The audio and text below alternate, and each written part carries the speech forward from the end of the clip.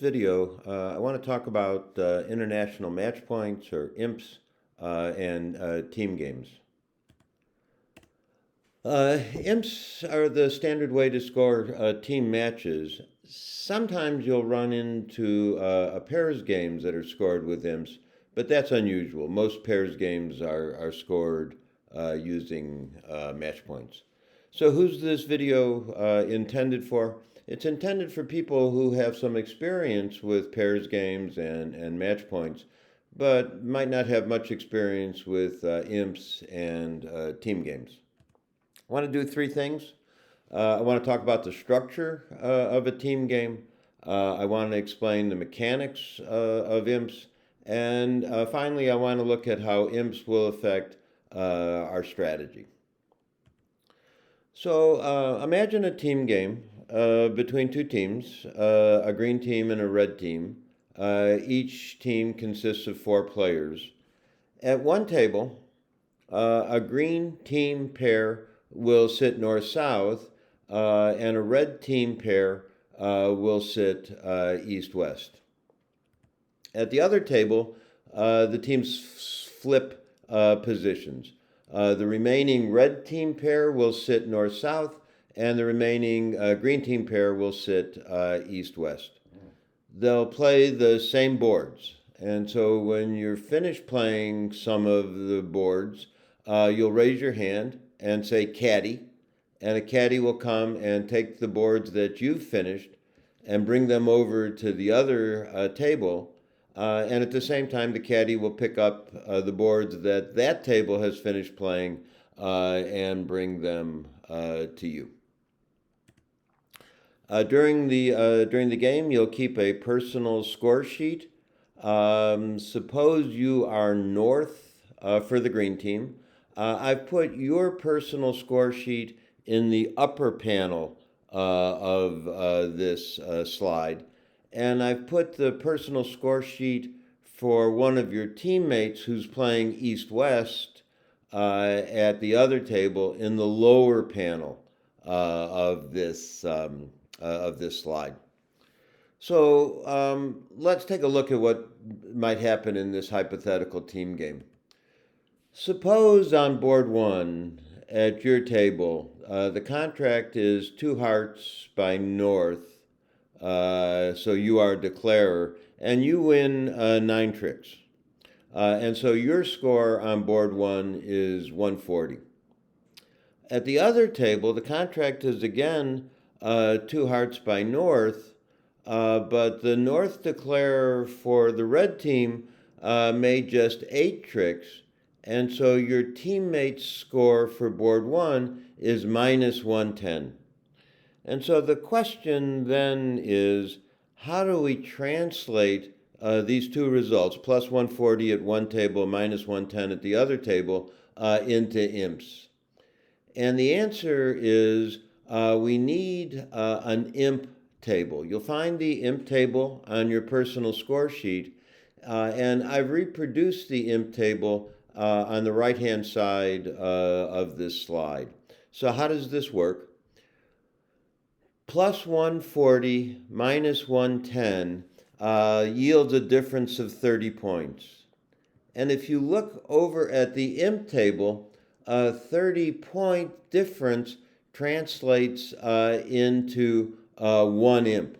And so I've given your team 1 IMP for board one. And so let's continue. Suppose on board two, the contract is 3 no south, 3 no by south at your table, making exactly for a score of 600 for the green team. At the other table, the contract again is 3 no by south, but the south declarer at that table goes down 1. And so your teammates have a score of plus 100 on board 2. So again, we need to translate these two results into IMPs. Remember, the IMPs table shows the corresponding international match points to go along with any difference in score between the two tables. So what happens on board 2? 600 plus 100 is 700, and the IMP table shows that a difference of 700 yields 12 IMPs for your team. And on to board 3. On board 3, your team is on a roll. Your team is on a roll. At your table, the contract is 3 spades by East, making with an over trick. So your score on board 3 is minus 170. At the other table, the contract is 4 spades by East, again making 10 tricks, and so your teammates receive a score of plus 620 on board 3. 620 minus 170 is 450, and 450 translates into 10 imps.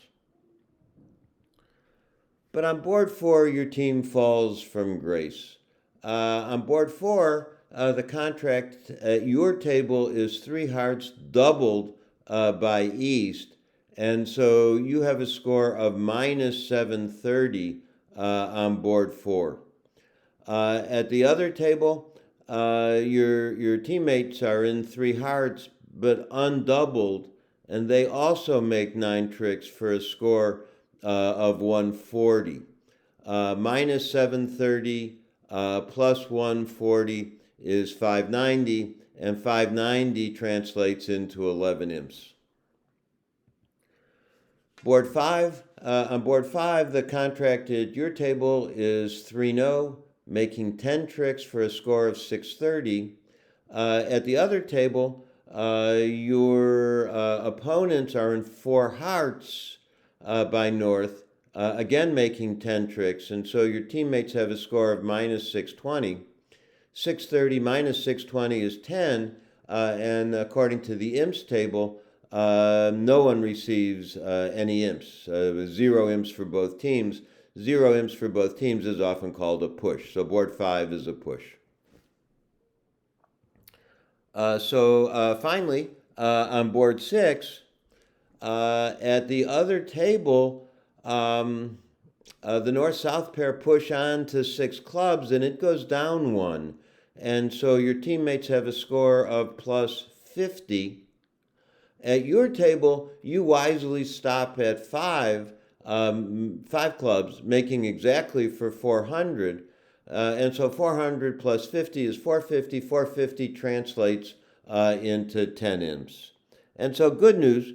The final score is 33-11, and so you have won this team match. So how does strategy at imps differ from strategy at match points? And that's what I want to talk about at this point. And I want to use the hypothetical team match that we've just been talking about to illustrate some of these points. A lot of what I want to say here draws on a very nice article by Steve Gaynor, and I've included the URL for Steve Gaynor's article on this slide. So, how does strategy at imps differ from strategy at pairs? Well, you should focus on making your contract or setting their contracts. Over tricks and additional under tricks are worth very little. At match points, we might take chances. We might jeopardize making a contract in order to have a chance at making an over trick if we thought the chances of making an over trick were quite good. And we would never do that at imps. We would simply focus on making our contract. And similarly, at imps, we might take some chances in an effort to try to defeat a contract, even if that might lead to our blowing an over trick from time to time. If we let an over trick get away from us at imps 2 or 3 times, but as a consequence, We're able to set a contract every now and again. That's a good trade-off. You can see both of these points if you take a look at boards 1 and 2 in the team match we've been talking about.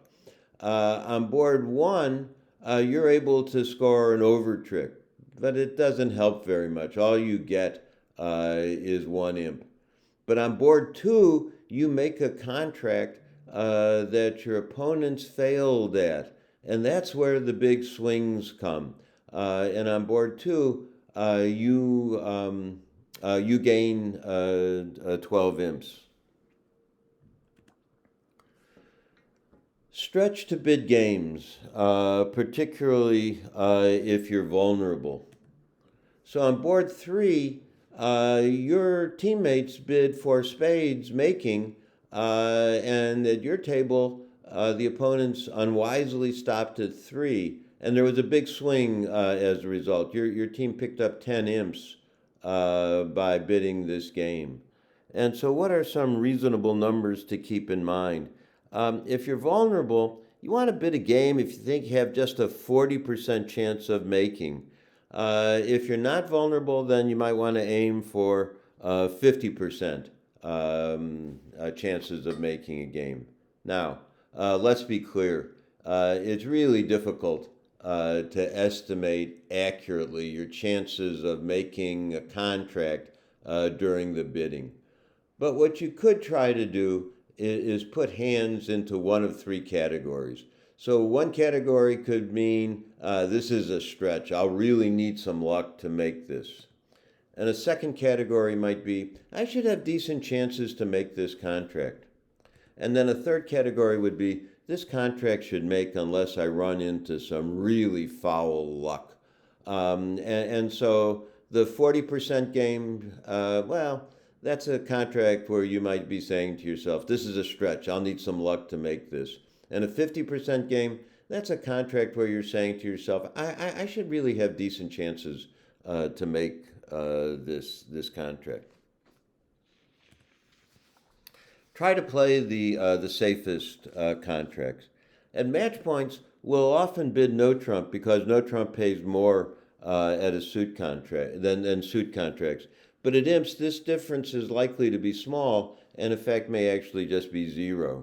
And you can see that in board 5 on this in this hypothetical team match.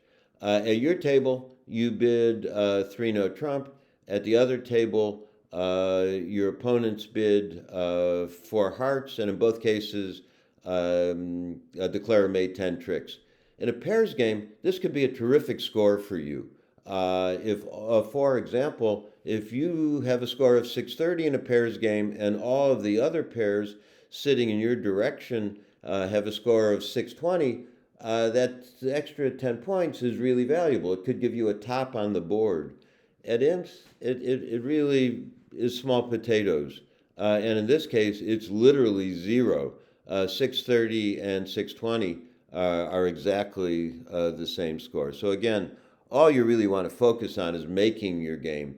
And you don't want to be very worried about which game or even which partial you bid. This next point is really important. Don't double your opponent's partials without a trump stack. You really shouldn't be doubling a partial unless you really are holding down 2 in your own hand. And down 2 means having a bunch of trump tricks. Don't count on your partner for many of those tricks. And whatever you do, don't double strictly on high card points.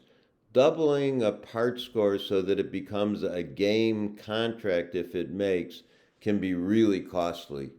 And you can see that on board 4. At board 4 at your table, 3 hearts was doubled, but 3 hearts made.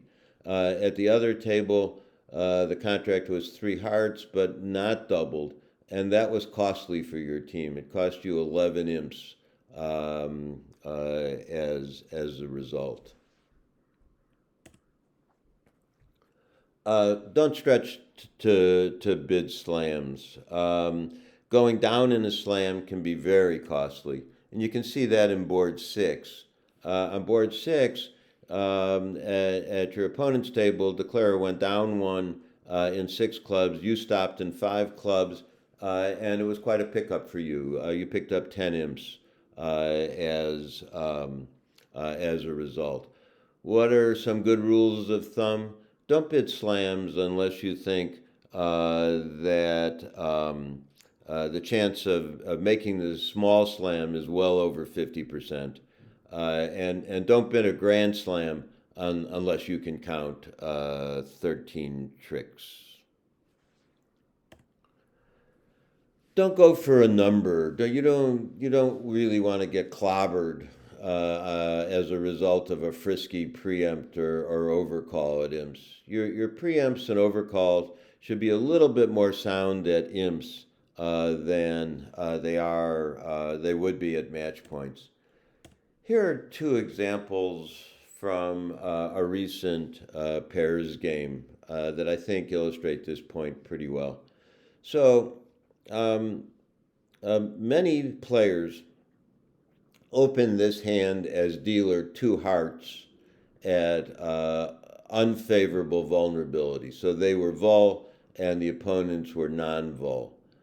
I think at imps, many of those same players would have waited for a hand with a little bit more playing strength, a little chunkier heart suit, for example, before opening two hearts.